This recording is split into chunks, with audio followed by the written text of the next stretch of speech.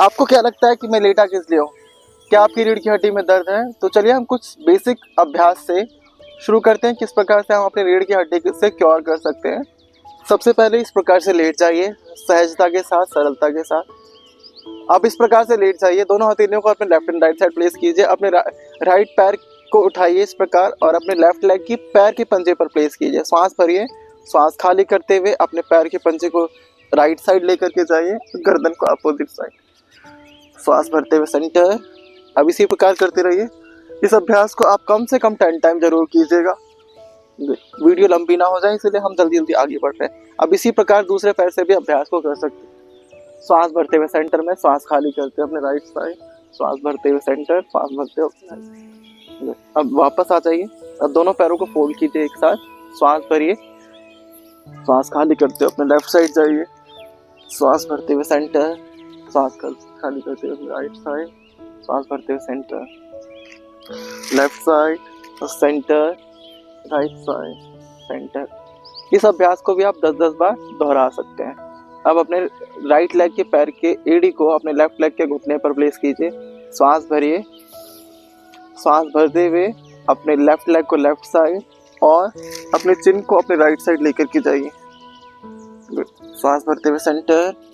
इसको 10 बार अभ्यास को दोहराइएगा। अब इसी प्रकार अपोजिट साइड 10-10 के 3 राउंड हर एक अभ्यास को आप कर सकते हैं। श्वास भरते हुए सेंटर। आ जाइए वापस।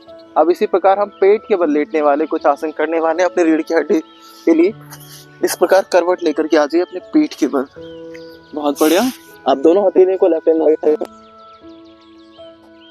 इस प्रकार भी लेटने के बाद इस अभ्यास को दोहरा सकते हैं।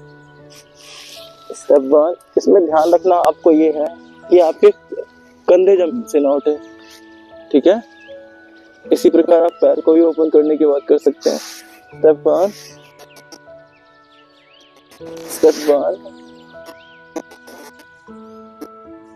2 या 3 राउंड के साथ अब दोनों हथेली को सामने लेकर के आइए।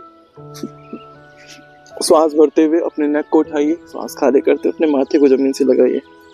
Step 1, step 2। ये एक अभ्यास है, कम से कम 10-10 के 3 राउंड। अब ये दूसरा अभ्यास, अपने हाथ को अपने पास स्लाइड कीजिए, कोहनी को स्ट्रेट करते अपने अपर स्पाइन को बेंड करेंगे। 1 2 अगेन 10 टाइम आप इस अभ्यास को जरूर करें। अगेन दोनों हाथ को अपने पास और स्लाइड कीजिए, श्वास भरते हुए ऊपर। महसूस कीजिए अपने मिडल बैक बोन से जस्ट ऊपर वाले हिस्से पर इसके इम्पैक्ट को। श्वास खाली करते नीचे, श्वास भरते ऊपर, श्वास खाली करते हुए नीचे, श्वास भरते ऊपर, श्वास खाली करते हुए नीचे। अब अगेन दोनों हाथों को और पास लेकर के आइए, श्वास भरते हुए ऊपर, मिडिल बैक बोन। अपने रीढ़ की हड्डी के पिछले हिस्से पर इसके प्रभाव को महसूस कीजिए। हाथ को ढीला रखेंगे जिससे कि आप अपने रीढ़ की हड्डी पर ज्यादा प्रभाव को महसूस कर पाए। श्वास खाली करते नीचे, कम से कम 5 बार, 10-10 के 2 से 3 राउंड। अगेन थोड़ा और पास कीजिए। अब मिडिल बैकबोन से जस्ट नीचे इसके इम्पैक्ट को फील करेंगे। Inhale, exhale, inhale, exhale, inhale, exhale. Again अब अपने दोनों हथेलियों को अपने शोल्डर के left and right side place कीजिए। गुड। अब धीरे धीरे अपने दोनों हथेलियों को प्रेस करते हुए ऊपर उठाएंगे अपने शरीर को। स्वादिष्ठान चक्र, टेल बोन से जस्ट ऊपर का हिस्सा, वहां पर इसका इम्पैक्ट आएगा। इस अभ्यास को भी आप 10-10 बार कर सकते हैं 3 राउंड के साथ। अगेन दोनों हथेलियों को और नीचे स्लाइड करते हुए अपने चेस्ट के left and right side place कीजिए अपने हथेलियों को। सांस भरते हुए अपने अपर बॉडी को उठाइए, मैक्सिमम उठाएंगे। ध्यान रहे आपकी कमर ना उठे, आपका कमर सरफेस से लगा रहे, इसका विशेष रूप से ध्यान रखना। इस अभ्यास को भी आप 10-10 के 3 राउंड में हम कर सकते हैं। अब इसी प्रकार अब तो हमने रीढ़ के हड्डी को कवर कर लिया। अब इसके साइड में भी कई बार हमारे दर्द रहता है, आर्च रहता है, तो उसके लिए क्या कर सकते हैं, हम अपने पैर को इस प्रकार से मोड़ सकते हैं।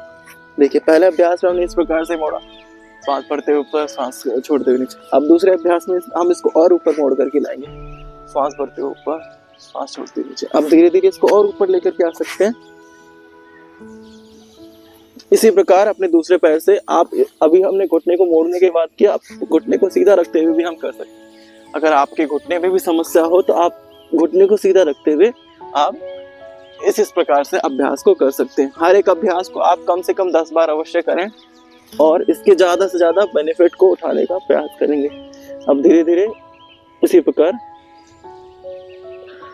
पूरा अभ्यास होने के बाद शवासन में लेट जाएंगे, करवट लेते हुए राइट या लेफ्ट साइड से लेट करके रिलैक्स कीजिए।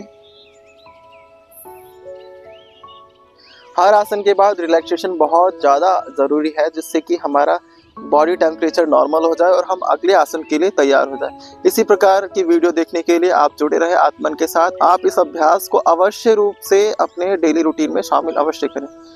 आपका बहुत बहुत धन्यवाद हमसे जुड़ने के लिए। नमस्कार।